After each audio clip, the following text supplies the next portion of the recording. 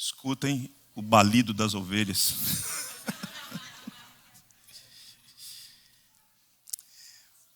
Senhores pais, as nossas crianças estão aprendendo teologia da melhor qualidade, tá? Breve catecismo é teologia da melhor qualidade. Escutando o Stuart Ward na conferência Fiel, o seminarista perguntou para ele quais os conselhos ele daria para um seminarista, e ele disse: ore antes de ler a Bíblia, e leia a Bíblia até encontrar o Senhor Jesus, e depois ore e cante um hino, e leia o breve catecismo. Ele falou: fazendo isso, vocês estarão muito bem. Às vezes a gente despreza, né?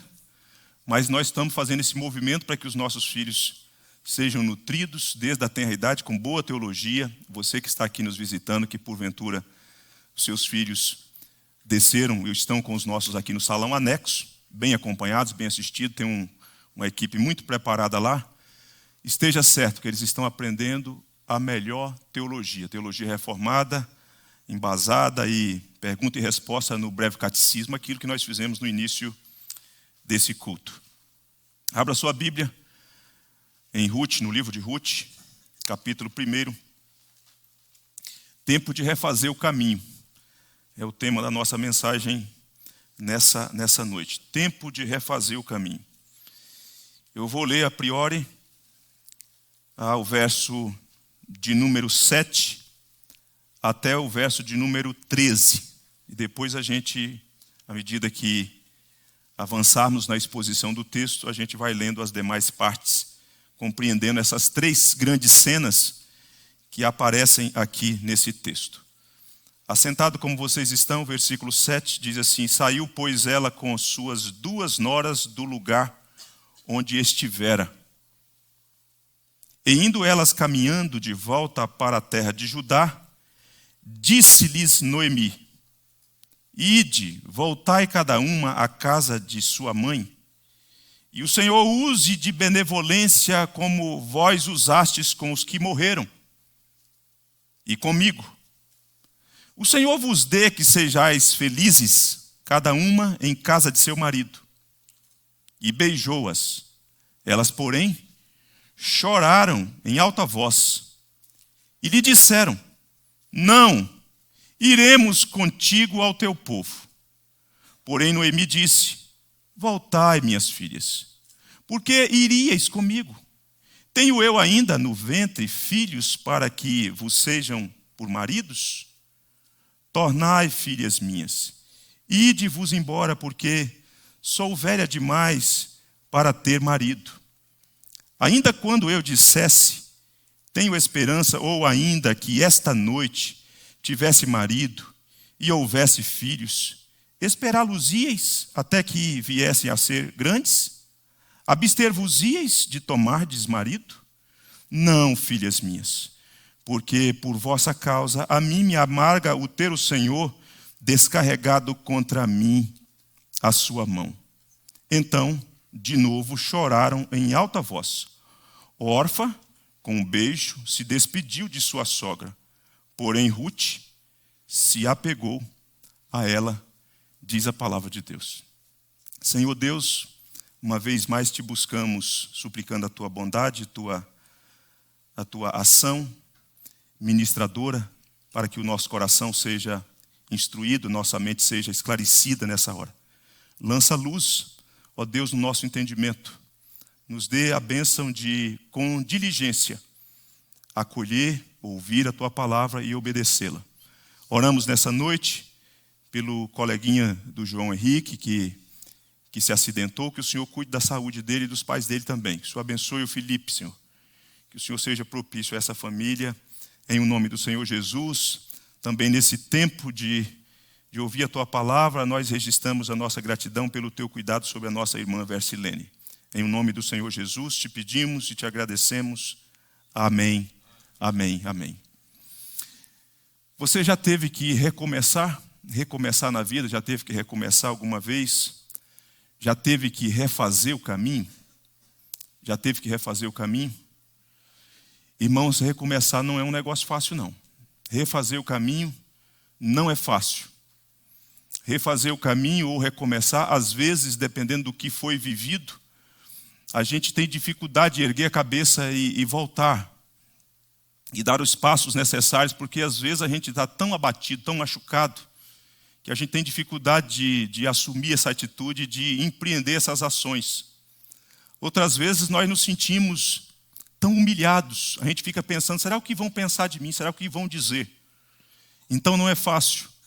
Eu já acompanhei casais que circunstancialmente se separaram. E lá pelas tantas eles perceberam que eles precisavam retomar, reafirmar os votos que foram firmados. Mas eles estavam tão abatidos, a alma estava dilacerada. E havia um espírito de humilhação. Como é que eu volto? Como é que eu olho? Como é que eu inicio? Como é que eu chego para essa pessoa e digo para ela? Então, recomeçar, refazer o caminho não é fácil, mas é necessário. É necessário. Agora, eu queria que você pensasse comigo, me acompanhasse nesse momento sobre essa ideia de recomeçar ou de refazer o caminho. Eu queria que você pensasse o seguinte, me acompanhe nesse raciocínio. Todo começo tem o início com base em informação. Informação é necessário para recomeçar.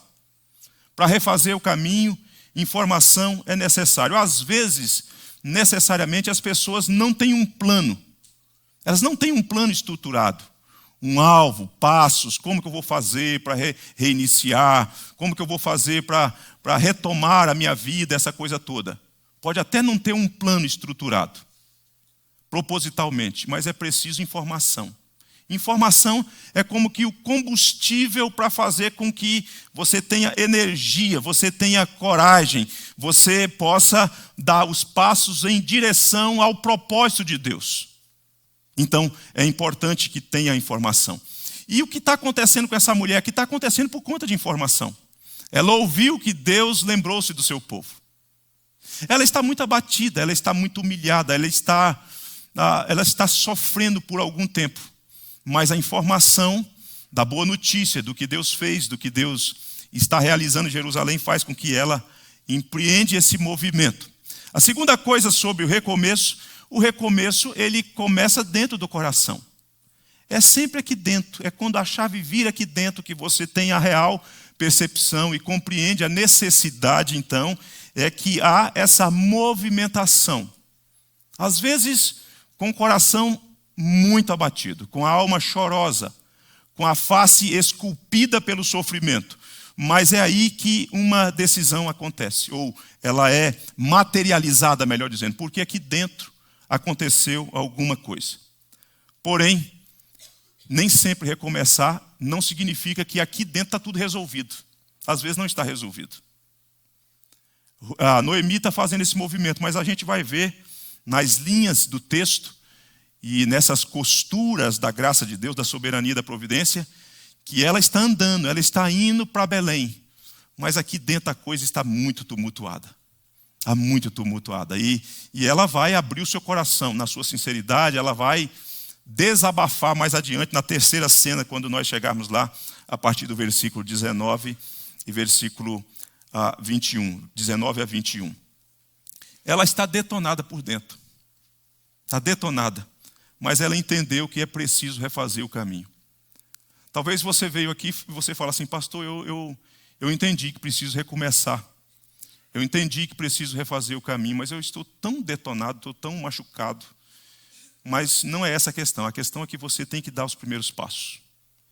Tem que se levantar do lugar onde você se encontra e falar, aqui eu não posso ficar mais. A minha estada aqui chegou no seu ponto final e agora eu preciso andar em direção ao propósito de Deus, para eu experimentar aquilo que Deus está fazendo. Terceira coisa sobre o começo, ou recomeço, não é fácil recomeçar. O processo de refazer o caminho é algo bem difícil. Se você em algum momento teve que recomeçar, em alguma situação, em alguma etapa da vida, você sabe do que eu estou falando. E você que está aqui, que talvez nunca teve que recomeçar, ou empreender essas ações, não sabe o que é na experiência, mas está sentindo na pele como é que é isso. Não é fácil. Porém, não tem outro caminho. Para experimentar a restauração, não tem outro caminho. É preciso fazer esse movimento para experimentar a restauração. Noemi, ela, metaforicamente falando, ela está um caco. Está detonada. Quando a SAF da igreja presbiteriana lá em Belém recebeu ela, vocês sabem o que as mulheres disseram, né? É Noemi mesmo, né? Ela está assim dentro de um cenário bastante machucada, porque, irmãos, o tempo, as circunstâncias e o sofrimento, isso tudo junto, esse coquetel de coisas que se cruzam, isso machuca bastante. Nessa noite eu estou pregando para a gente aqui que as circunstâncias e o tempo e o sofrimento têm alfinetado você. Tem machucado bastante. Mas hoje é dia de refazer o caminho, de sair do seu lugar, de ter uma disposição de se movimentar em direção ao que Deus tem preparado e tem reservado para você. O tempo e o sofrimento para Noemi foram implacáveis.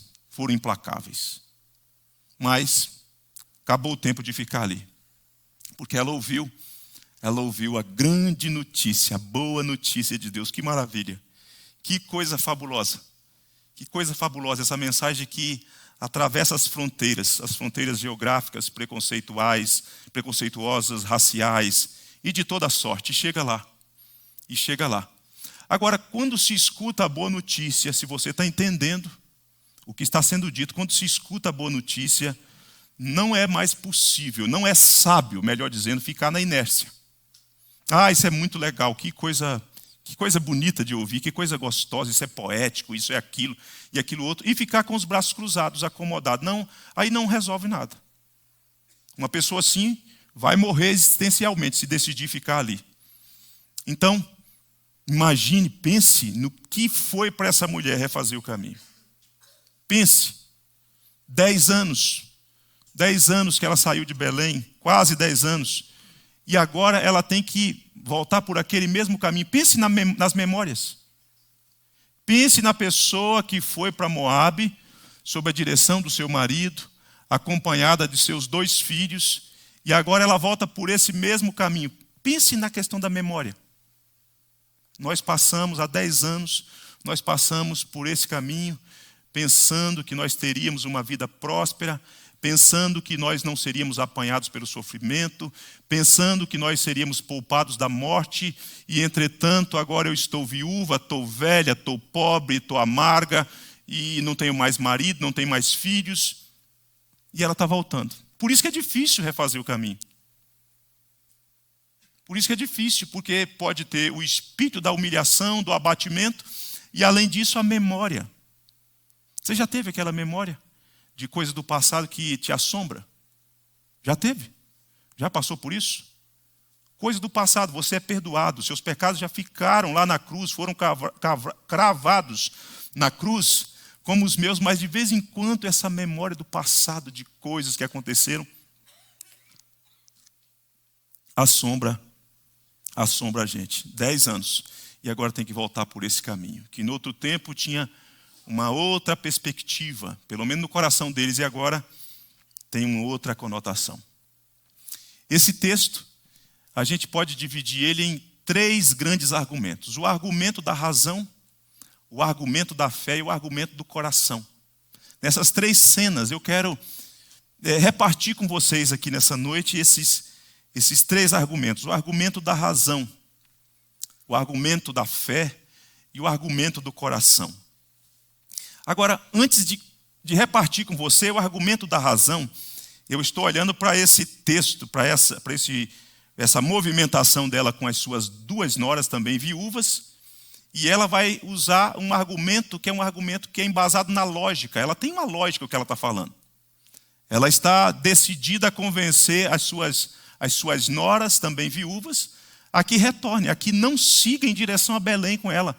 Então, há uma lógica, ela está se esforçando, pegando informações, algumas mais leves, algumas mais fortes, para dizer, não venham comigo.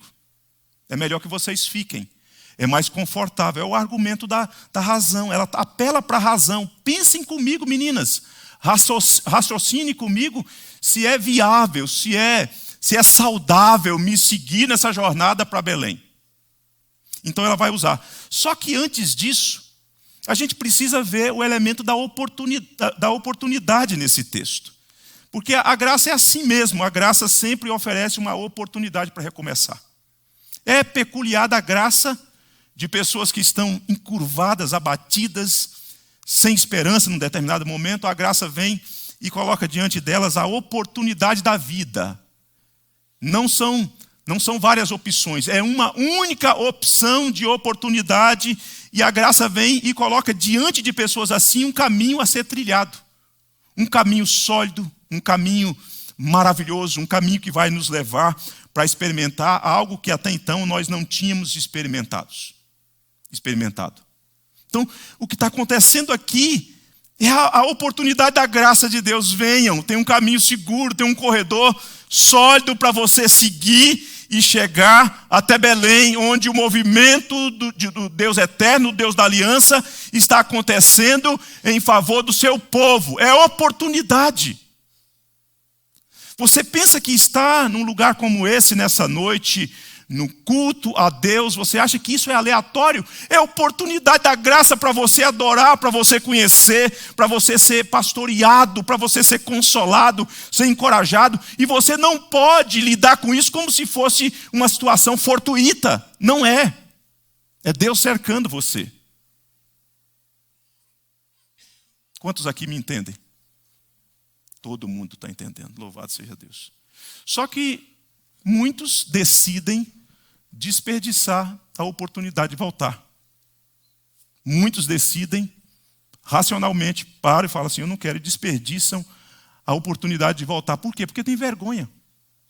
Talvez você, já faz algum tempo que você está distante do rebanho do Senhor, do convívio com os santos, da comunhão com os santos. Embora demonstrando aqui e ali algum traço de religiosidade, mas você está distante, você sabe que está distante. Fisicamente você está distante. Espiritualmente você está distante, mas você desperdiça a oportunidade. Por quê? Porque você tem vergonha, você pensa assim, o que as pessoas, você cogita no seu coração, o que as pessoas vão dizer? Será que vão me perguntar sobre o meu passado? O que eu fiz, onde eu andei, o que eu deixei de fazer? O que elas vão fazer? E eu digo para você, tem gente que vai perguntar mesmo, porque tem gente sem noção. Não tem, Neto? Tem gente na igreja sem noção, não tem? Tem gente que a pergunta é fruto de generosidade, de bondade. Elas realmente estão interessadas em ajudar, elas não é uma curiosidade aleatória, mas tem gente que não. Então, se você está fazendo um movimento, está entendendo que Deus está colocando uma oportunidade, um caminho para você caminhar e se achegar, pastor, será que alguém vai me perguntar? Vai. Eu garanto que talvez eu não pergunte, ou talvez eu pergunte também, mas pode acontecer. O fato é que você não pode se encurvar e fazer como um avestruz, enfiar a cabeça dentro de um buraco com vergonha e deixar a oportunidade da vida passar. Você não pode deixar. E Noemi não deixa passar essa oportunidade. Sabe por que ela não deixa passar essa oportunidade? Porque ela entendeu que Moabe não é a casa de Deus. Moabe não é a habitação de Deus. A bênção de Deus não está ali sobre aquele povo, sobre aquela região, do ponto de vista pactualmente falando. Eu não estou dizendo, e penso que você entende isso, que não é que Deus, no seu atributo de onipresença, não estivesse lá. Deus está em todos os lugares. Deus, inclusive, está presente no inferno e estará presente no inferno para atormentar. Faz parte do seu juízo, da sua punição. Só que pactualmente Deus não está em Moabe. Naquele lugar residia um povo pagão. Um povo que surgiu, que é fruto de um incesto. Moabe é descendente de Ló, fruto da relação das filhas de Ló que embebedaram o pai e tiveram uma relação indevida, inapropriada. E é daí que surge Moabe. Então veja só essa situação. E agora Noemi entende, aqui não é lugar de Deus. Deus não tem estado com você onde você tem estado. Deus não tem estado com você onde você tem estado, onde você tem andado, o que você tem feito. Deus não está aí. Sabe por quê? O mundo não é casa de Deus. O mundo está sob o governo de Deus. Eu me refiro ao mundo não no sentido de criação, mas o mundo enquanto sistema. enquanto modo de pensar, modo de fazer, modo de reagir, que é a oposição a Deus. Então, se você porventura está no mundo, eu quero te dizer, Deus não está no lugar onde você está. Você precisa fazer o movimento em direção ao povo de Deus, onde o Senhor Jesus manifesta a sua graça, o seu poder, onde Ele apacenta o seu rebanho. Então volte hoje.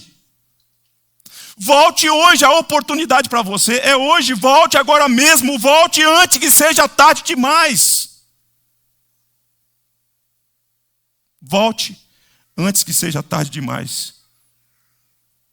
A oportunidade é agora. E Noemi está fazendo esse movimento. Só que ao fazer o movimento, ela abraça essa oportunidade. As suas noras também fazem um movimento simultaneamente junto com ela.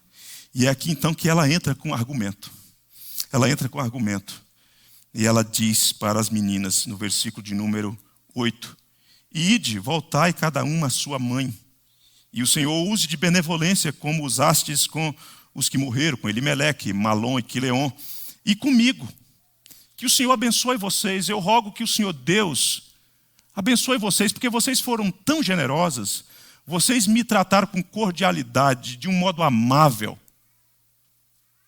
Difícil sogra falar um negócio assim para a nora, hein? Porque tem nora também que é carne de pescoço, né, irmãos? Mas tem sogra também que, pelo amor de Deus, hein? Mas aqui nós não vamos aceitar nessa noite piadinha contra a sogra. Por favor.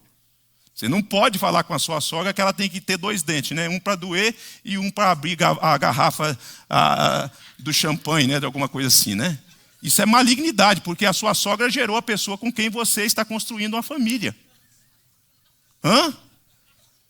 Patrícia não pode falar mal da sogra dela. Olha só o presentão. Então ela reconhece, queridos, ela reconhece e fala, que o Senhor use de benevolência. É um conceito muito especial, o exete, de onde vem o conceito de amor eterno, de fidelidade de Deus, da bondade de Deus. Ela fala, olha, que o Senhor use, é um conceito pactual. Ela está evocando algo muito especial para que essas meninas sejam dissuadidas. Voltem para que vocês sejam felizes, para que vocês casem. É legítimo vocês ficarem aí na terra de vocês. Vocês são conhecidas, vocês conhecem os partidos, as possibilidades de casamento. Aí vocês se casem e vocês sejam felizes. E além disso, vocês fiquem com a mãe de vocês. Vocês fiquem nesse ambiente onde vocês cresceram. Vocês serão acolhidas, vocês não serão descartadas, desprezadas. Porque me seguir não é o melhor caminho. Ela está usando o argumento da razão. O que acontece com as meninas? Elas choram. E o que elas fazem no primeiro momento? Elas não recuam. Vamos seguir com você. Vamos seguir com você. Mas eu queria que você pensasse também, conquanto o Evangelho ele é uma oportunidade única, maravilhosa, mas eu queria que você pensasse também, porque quando nós abraçamos o Evangelho e respondemos ao chamado do Senhor Jesus, o Senhor Jesus sempre fala das dificuldades que teremos no caminho. Ele fala sobre presença, ele fala que não vai nos desamparar, mas ele não alivia. Uma vez ele trouxe um discurso, está lá no capítulo 6 de João, e ao final os ouvintes entenderam que o discurso era muito duro, era insuportável. E aí o que aconteceu? Muitas pessoas decidiram não seguir mais com o Senhor Jesus. E o Senhor Jesus não fica pedindo migalha, chegando para o pequeno grupo que decidiu ficar e falando assim, vocês não me deixem sozinho, não, essa galera aí foi embora porque não suportou, achou muito pesado, mas pelo menos vocês podiam ombrear comigo, fiquem comigo. O Senhor Jesus não disse isso. E vocês não querem ir também? Vocês não querem ir também? Aí Pedro disse, não, só tu tens palavra de vida eterna. Não vamos porque não tem como saciar a alma, ser alimentado fora do Senhor Jesus. Não podemos deixar essa oportunidade. Alguns arregam mesmo. Alguns desistem mesmo. Alguns acham difícil mesmo tomar a cruz e seguir o Senhor Jesus. Não é fácil, mas quanto a nós permaneceremos com o Senhor Jesus. Que venham as tribulações, que sejamos perseguidos por causa do nome do Senhor Jesus, mas nós não vamos ceder, nós estaremos com o Senhor. Mas alguns, diante da argumentação e do discurso, recua. Não sendo convencidas a recuar, ela avança então para o estágio número 2. Vamos sair da pós-graduação para a argumentação do mestrado, do doutorado, porque agora vocês vão ter que ser dissuadidas. E aí, no versículo 10, elas disseram: não, iremos contigo ao teu povo. Aí Noemi avança para o estágio mais elevado. A dose agora é uma dose cavalar de argumentação. E essa argumentação agora é a argumentação para amedrontar mesmo, chocar.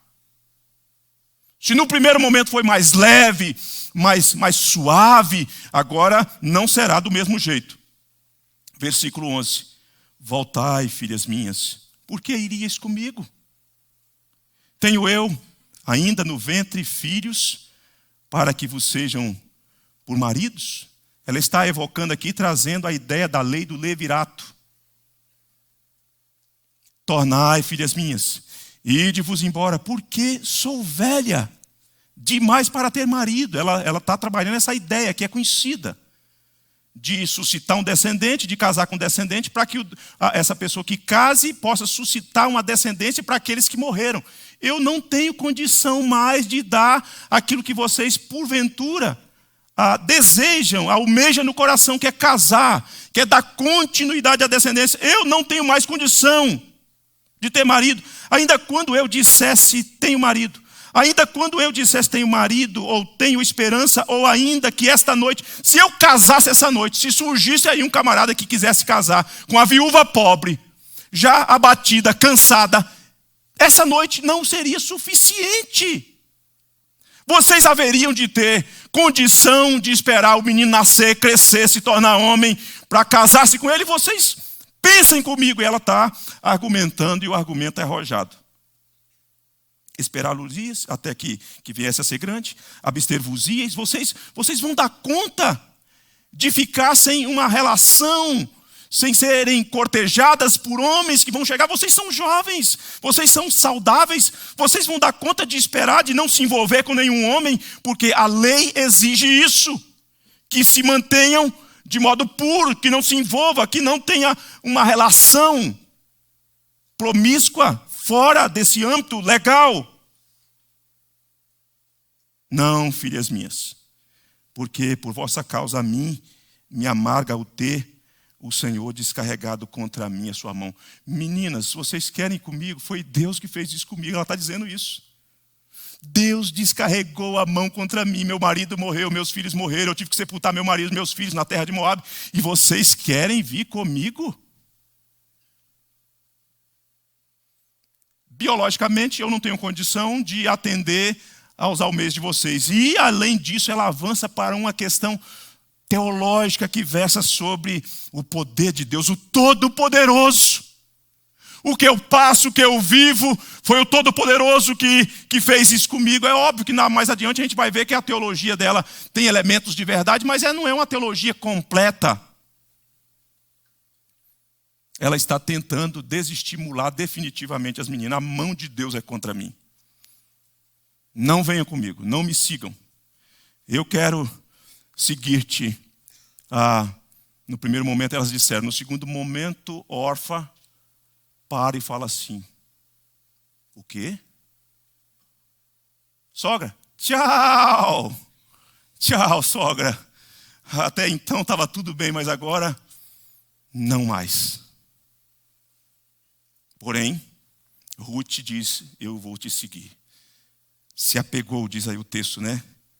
Porém, Ruth se apegou a ela, como que agarrou-se a ela e disse: não, eu não volto. Eu não volto. Se quero seguir o Senhor Jesus, tem que tomar a cruz.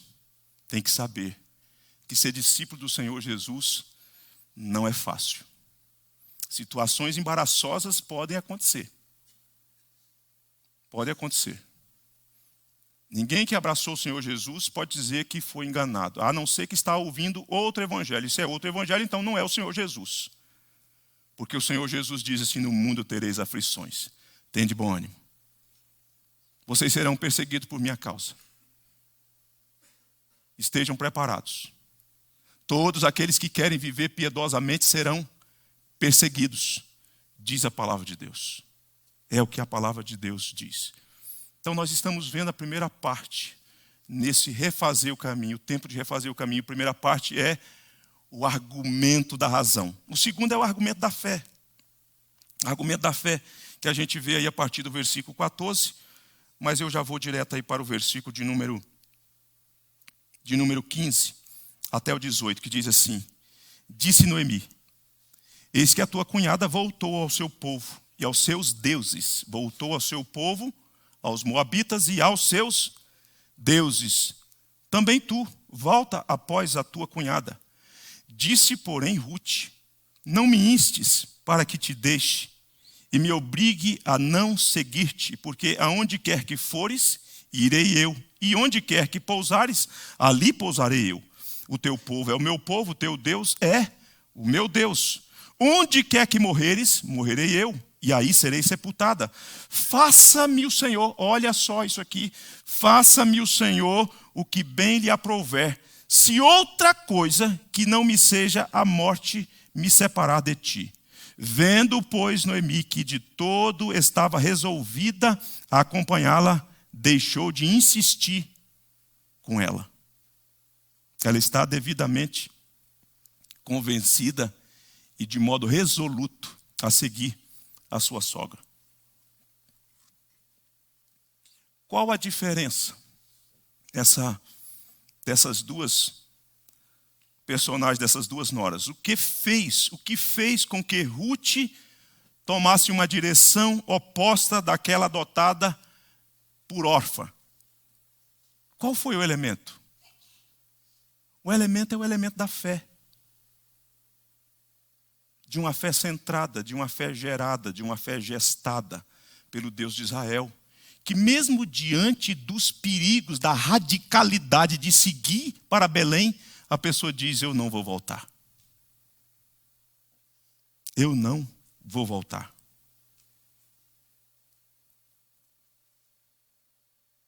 Eu ouvia de um amigo essa semana, ele falando que ele começou a namorar com uma moça, e aí eles caminhando, segurando na mão da moça, a moça olhou para a lua cheia e falou assim: hoje é um dia excelente para fazer um pedido à lua cheia.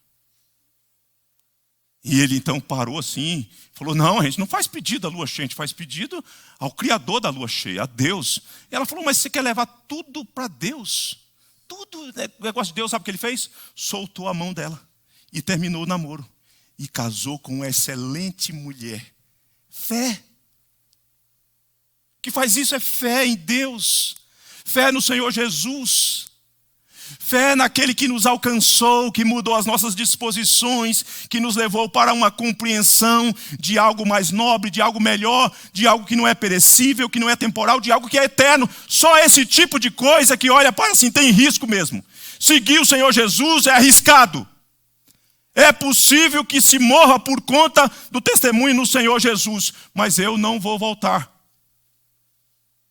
Então a gente vê na fala dessa mulher, essa fala tão maravilhosa, tão encantadora, tão reproduzida, inclusive em convite de casamento, embora aqui é uma mulher falando para uma mulher, mas enfim, eu não vejo necessariamente problema. Mas aqui a gente vê nas palavras o amor, um amor abnegado, um amor que tem a ver com compromisso, um amor que tem a ver com lealdade, um amor que tem a ver com a amizade, porque essas coisas são características de uma fé verdadeira. Amor, lealdade, amizade, compromisso, dessas coisas que você está disposto mesmo a estar com o outro e a servir o Deus verdadeiro, o Deus de Israel, o Deus da igreja, o Pai do Senhor Jesus. Essas coisas têm a ver com fé, com fé. Não é uma questão aqui de Rute, de altruísmo, é uma questão de fé, é uma questão de fé. O motivo pelo qual ela não recua para viver com os moabitas e para servir os seus deuses na sua religião pagã, é que ela tem fé. Que é certamente uma influência, quem sabe até do seu marido, do pouco tempo que ela pôde conviver com a família, talvez até com o sogro, mas sobretudo com Noemi. Ela fala: essa mulher, mesmo diante de tanto sofrimento, diante de tanta tragédia, diante do luto que persiste em perseguir essa mulher é crente. Isso me impacta, isso gera em mim algo que eu não consegui ver em Camus, na divindade dos moabitas. Eu vejo nessa mulher, eu quero seguir, eu quero rumar para Jerusalém. E a fé verdadeira, ela não volta. A fé verdadeira olha para diante. A fé verdadeira não tem no seu dicionário voltar atrás. É seguir, é perseverar. Nada de voltar, nada de voltar. Nada de fazer como o porco que depois que toma banho, se perfuma, volta à lama de novo. Isso é coisa de porco, da natureza do porco. Quem foi banhado com o sangue de Jesus não volta. Às vezes as pernas ficam bambas, falta forças, mas as mãos da bondade e da misericórdia empurram o povo de Deus. É uma única opção. Não tem duas opções. É uma única opção. É uma única opção. Não existe duas opções. Eu vou te dizer uma coisa. Não existe duas opções de caminhos. Sabe por quê? Porque você já nasce no caminho largo. Você já nasce perdido. Então só há uma única opção. De ser transportado pela graça para o caminho estreito, que não é fácil, que não dá para levar bagagem, e experimentar todas as benesses de Deus. Porque você já nasce num caminho de perdição. Então, Ruth entendeu isso. O órfão não entendeu isso. O órfão disse, é melhor voltar. Ruth está dizendo, não, é melhor seguir. É melhor seguir. Eu estava lá, eu sei o que a religião pagã pensa. Eu sei o que as divindades não são capazes de fazer nada. Mas esse Deus de Israel, mesmo diante do sofrimento, preserva a fé do seu povo. O caminho é estreito mesmo, mas eu estou disposta a seguir com você. O seu Deus vai ser o meu Deus. São duas escolhas distintas. A primeira escolha é a escolha confortável. Qual é o confortável? O argumento da razão foi usado. Qual é o argumento confortável? Voltar e permanecer em Moabe, juntamente com os familiares, e seguir na vidinha religiosa medíocre sem Deus. Qual é a segunda opção? A segunda opção, a escolha radical. A escolha radical é seguir para Belém. Tem riscos. Mas é o melhor caminho. Qual caminho você vai escolher? Vai continuar permanecendo nesse caminho largo, onde você não é cobrado, onde você todo mundo aceita, onde todo mundo aplaude, onde todo mundo acha que é legítimo viver desse jeito mesmo, fazer as coisas que estão fazendo mesmo, ou ser transportado pela graça de Deus para um caminho estreito, mas um caminho de vida, um caminho com Cristo, um caminho com consolo, um caminho com esperança, um caminho onde se experimenta a vida abundante. Ruth fala, eu quero seguir para Belém. É para lá que eu vou. Eu estou disposta a deixar o meu passado, a fazer esse rompimento. Que fique o meu povo, que fique as minhas tradições, que fique os meus costumes, que fique os meus hábitos, que fique os meus familiares de sangue, mas eu avanço para estar com o povo da aliança, porque quero pertencer ao Deus da aliança. Maravilhoso. Sabe o que é extraordinário? Diante de tudo, é que Deus escolhe os improváveis. Deus escolhe os improváveis. A escolha de Deus é impressionante. Impressionante. Deus escolheu Jacó em detrimento de Esaú. Deus escolheu Raabe. Deus agora escolhe Ruth. Deus escolheu a mim. Deus escolheu você. Os improváveis. Os perdidos. Sabe de quem Boaz é descendente? Que vai afunilar. Esse livro é livro do Evangelho, gente. Isso é Evangelho. Ele está trabalhando aqui para chegar na genealogia que afunila para o Messias. Sabe de quem é descendente? Boaz. Boaz é descendente de Raabe. Boaz vai casar com Ruth, Moabita, ele é descendente de Boaz. Só Deus para pegar um negócio assim. Às vezes você está aqui nessa noite e você fala assim, a minha família, meu bisavô era pistoleiro, matava os outros. Ele era ruim, meu tio, não sei quem. Na minha família, pastor, o senhor acredita que tinha até prostituta? Tinha prostituta na minha família. Eu quero te dizer que na família do Senhor Jesus também tinha uma prostituta que foi convertida, que foi transformada, que tornou-se ancestral do Senhor Jesus. Deus pega os improváveis e coloca na galeria da fé. Tem solução para você, para sua família. Não importa de qual extrato social você veio. de qual é a origem da sua família. O que importa é que se Jesus entrar na sua vida, Jesus altera tudo. Isso é extraordinário.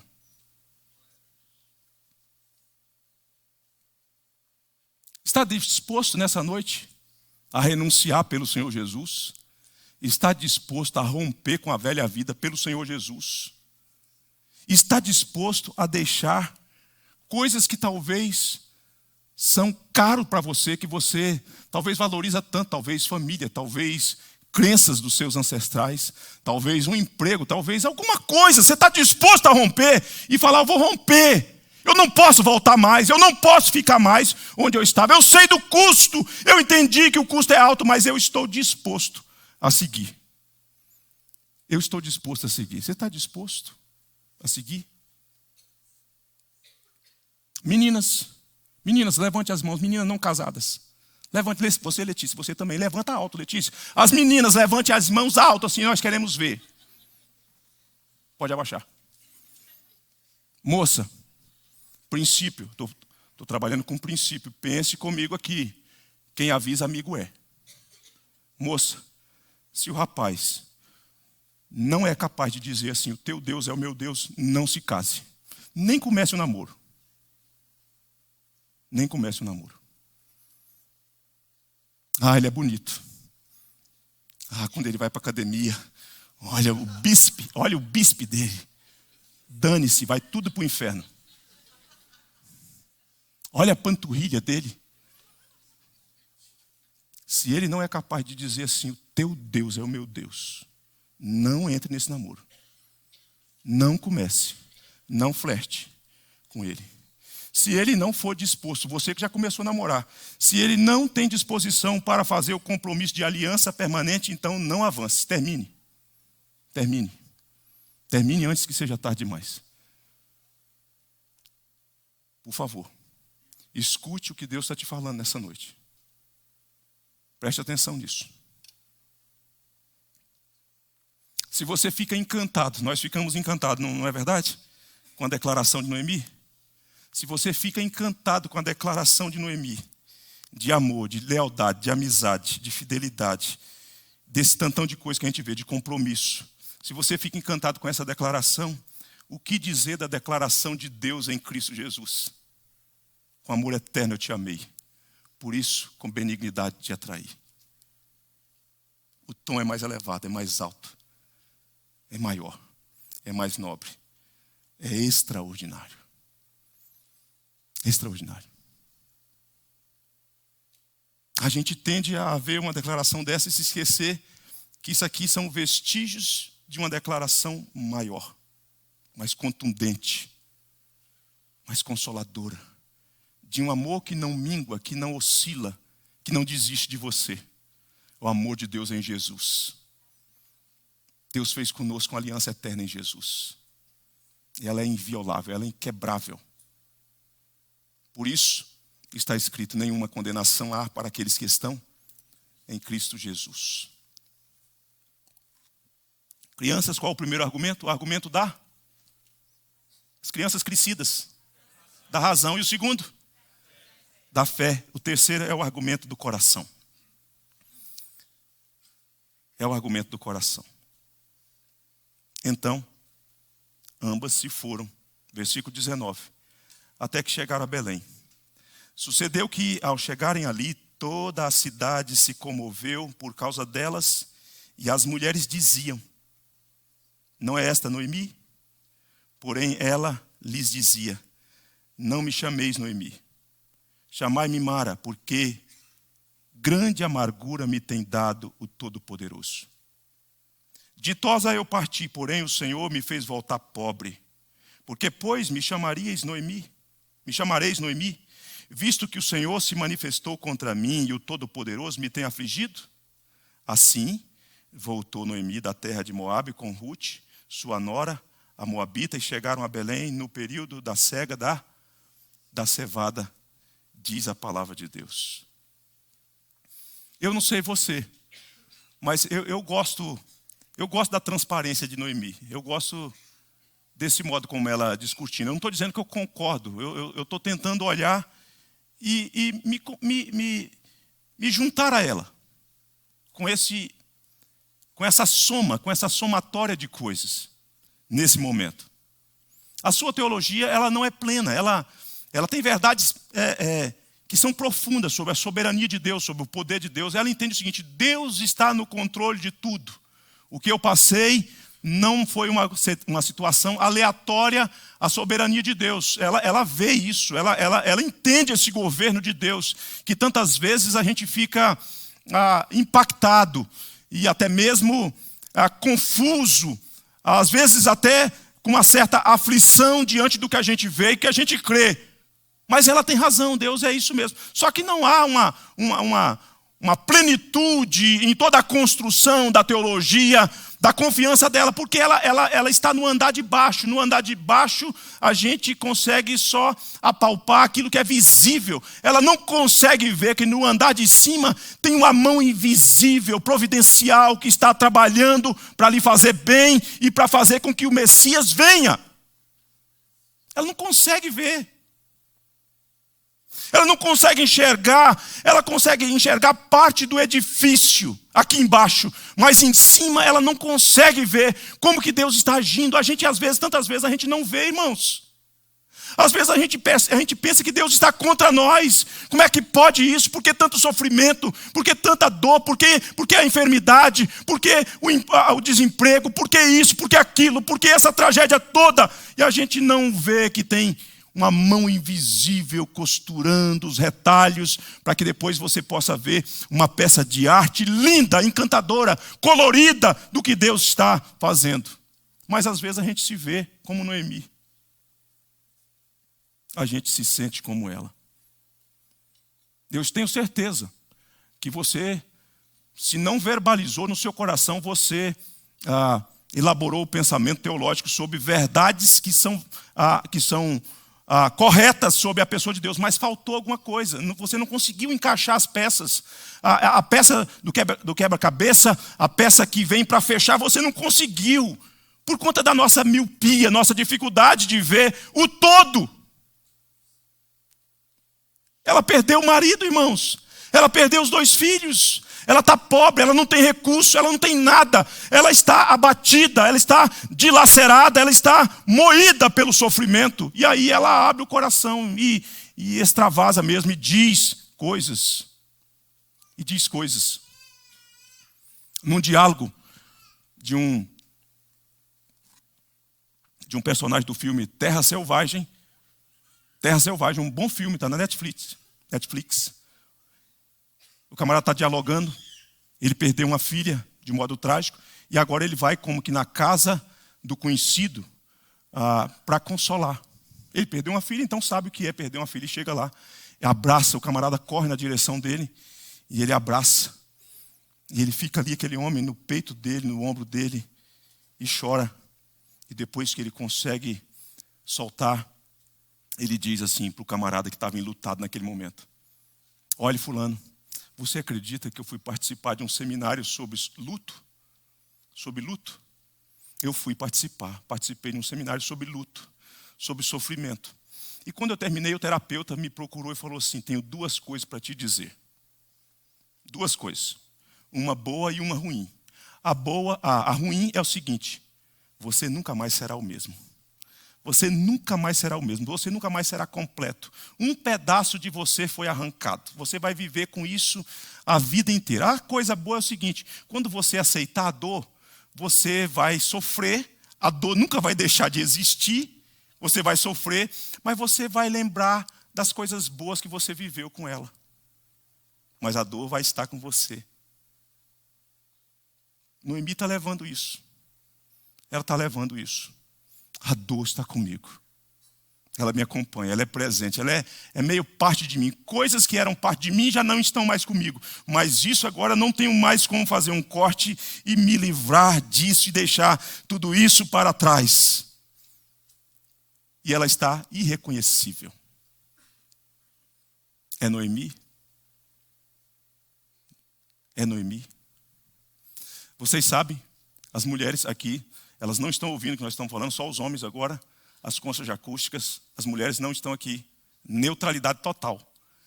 As mulheres tendem a ser muito sinceras, mas também elas tendem a ser bastante falsas. Elas são muito sinceras, tem umas que são duras na sinceridade, sabe? Minha amiga, você tá feia, hein, amiga? Esse cabelo seu tá quebrado, hein? E a falsidade é que às vezes elas olham e falam assim: essa progressiva que você fez te deixou 10 anos mais nova. Hipocrisia! Uma hipocrisia está olhando e falando assim: que coisa ridícula de feia. Mas aqui as amiguinhas de Noemi olham para ela e falam assim: não estou reconhecendo. É ela mesma? É Noemi? Não. Olha, vocês não estão autorizados a me chamar de Noemi doce.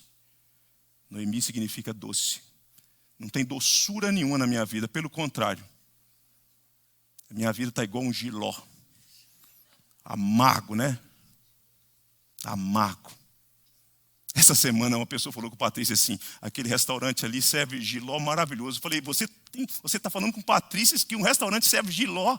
Você acha que Patrícia vai no restaurante comer jiló? Patrícia, eu não ia falar nada, mas já que o Fábio tomou a iniciativa, nesse dia foi eu que fui sincero, né? Para a pessoa não cometer um agafe e convidar ela para comer jiló no restaurante. Ela está amarga. Que jiló passou longe. Está amarga. Ela não consegue ver. Lembra dos discípulos a caminho de Emaús? A gente está perto aí de celebrar a ressurreição do Senhor Jesus. Os discípulos a caminho de Emaús, eles não conseguem fazer a ligação da sexta-feira com o domingo. É confuso. Nós esperávamos que fosse ele que haveria de mudar a sorte de Israel, mas já sendo esse o terceiro dia, se bem que umas mulheres aí disseram que o túmulo está vazio, mas nós não estamos certas disso.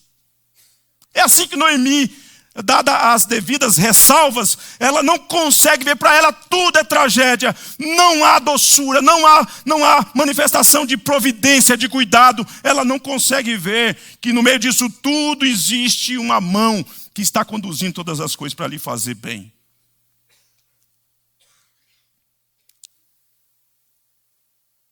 Às vezes a gente, no sofrimento, a gente pergunta, né? A gente reverbera, né? Até quando?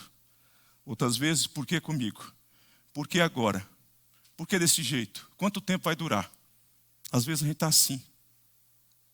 Não é assim? Você não se sente assim às vezes? Já se sentiu assim? Talvez esteja se sentindo assim nesse exato momento. Só que tem um Deus eterno trabalhando em nosso favor. Ele não está trabalhando contra o seu povo. Pelo contrário, ele está trabalhando a favor do seu povo, para lhe fazer bem. Às vezes a gente não compreende, no corredor da história, no funil que a gente é colocado, a gente não compreende porque as trevas do sofrimento meio que ofusca a nossa capacidade de discernir e ver. E aí a gente pensa o seguinte: do que valeu isso? Noemi não consegue ver, ela diz: eu estou velha, eu não tenho nada, não tenho marido, não tenho filho, estou voltando de mãos vazias. Ela não consegue ver que ela está trazendo um fruto da redenção, das primícias de Moabe. Ela está trazendo uma eleita de Deus, uma escolhida de Deus. Foi sofrido ir a Moabe, e ir para Moabe culminou com morte, com tragédia, mas Deus nunca perde, Deus sempre ganha. Deus está trazendo Ruth, porque Ruth vai ser ancestral do Senhor Jesus.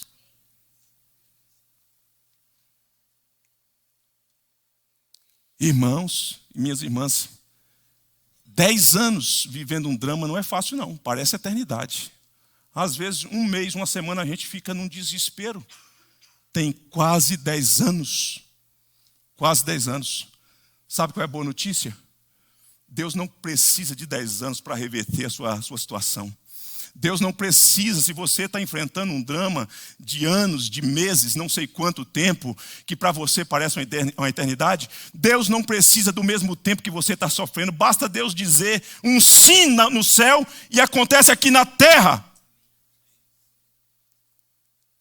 10 anos, quase 10 anos de experimentar coisas que são difíceis, que são doídas, que machucam, e de repente Deus muda o cenário. Porque elas chegam no período da colheita. E elas vão experimentar coisas que elas nem plantaram, Tiago. É a providência que está se encarregando de cuidar dessas pessoas. São 2 mulheres, são 2 viúvas pobres, uma é moabita, uma é estrangeira, mas somente Deus é capaz de pegar o improvável e de fazer do improvável uma coisa valiosa. Quem dá valor à sua vida é o que Deus fez em Jesus. E Ruth vai entrar para a galeria da genealogia do Senhor Jesus. Deus não precisa de muito tempo para fazer algo extraordinário na sua vida por meio de Jesus. A situação, porém, às vezes as pessoas estão como que na condição do filho pródigo, achando que estão livres, mas uma liberdade do chiqueiro, da lama, da podridão. Isso é uma liberdade escravizante. É melhor voltar e ser servo do Pai do que ser livre no chiqueiro. Está na lama, distante de Deus. É preciso erguer a cabeça, cair em si e falar: eu vou voltar, eu vou refazer o caminho, eu vou recomeçar, eu vou em direção, porque é melhor estar com o Senhor Deus e desfrutar das bênçãos em Jesus, porque nele eu tenho abrigo e tenho alimento para a minha alma. Quero convidar você a ficar em pé. Talvez você esteja aqui nessa noite e o coração está machucado. Quem sabe a gente consegue cantar: renova-me, Senhor Jesus. Pelo menos a primeira parte, o refrão, né, reverendo? Renova-me, Senhor Jesus. Talvez você tenha uma experiência da alma que está precisando de renovo, transformação. Você pode fazer dessa canção com fé, falar: Senhor, renova-me. Renova-me, Senhor Jesus, porque tudo que há dentro de mim necessita ser mudado. Eu não aguento mais, eu não tenho condição de alterar, mas eu escuto a sua voz nesse lugar, nessa noite. Eu escuto a boa notícia. Eu preciso. Peça a Deus, ore a Deus cantando essa canção. Vamos cantar?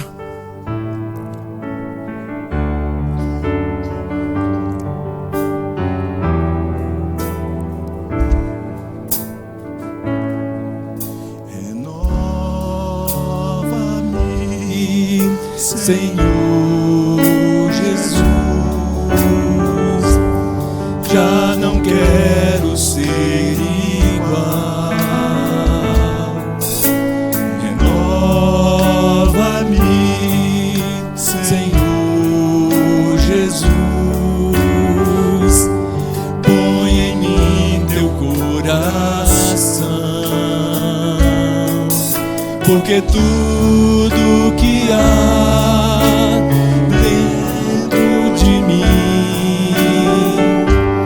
necessita ser mudado, Senhor, porque tudo que há dentro do meu coração necessita mais de ti. Mais uma vez, renova-me. Renova-me, Senhor Jesus.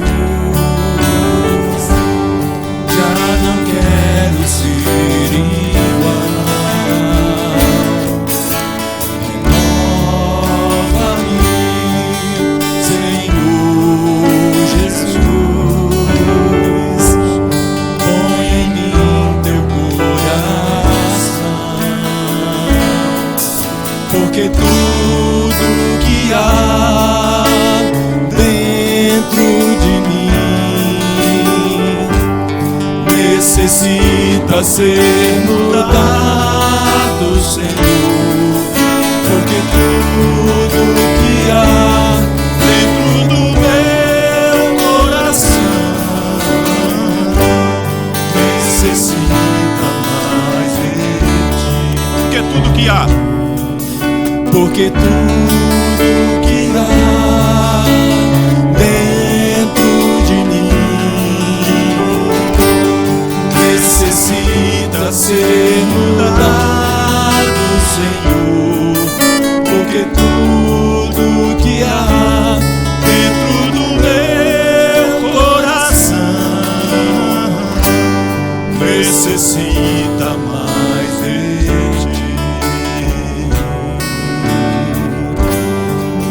necessita mais de ti.